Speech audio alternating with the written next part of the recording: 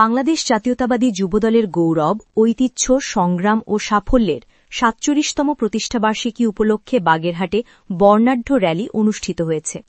সোমবার দুপুরে জেলা যুবদলের সাবেক সাধারণ সম্পাদক মোহাম্মদ সুজন মোল্লার নেতৃত্বে শহরের স্বাধীনতা উদ্যানে নেতাকর্মীরা জড়ো হন।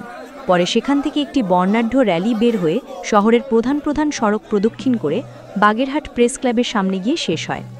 র্যালিতে অংশ নেয় বাগেরহাট জেলা যুবদলের ১২টি ইউনিটের নেতাকর্মীরা।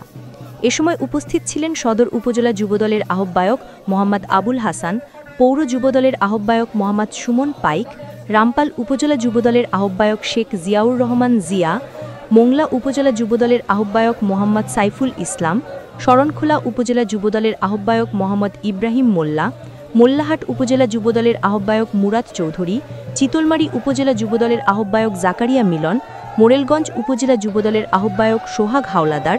এছাড়াও উপস্থিত ছিলেন ফকিরহাট উপজেলা যুবদলের যুগ্ম আহ্বায়ক মোহাম্মদ রাজু মোল্লা, মোল্লাহাট উপজেলা যুবদলের সদস্য সচিব লায়ন শেখ জিয়াউর রহমান জিয়া, ফকিরহাট উপজেলা যুবদলের সদস্য সচিব শেখ দেলওয়ার হোসেন এবং চিতলমারী উপজেলা যুবদলের সদস্য সচিব শেখ আসাদুজ্জামান আসাদ প্রমুখ। নেতাকর্মীরা জানান, প্রতিষ্ঠাবার্ষিকীকে সামনে রেখে দলকে আরও সংগঠিত ও আন্দোলনমুখী করতে চলমান কার্যক্রম অব্যাহত থাকবে।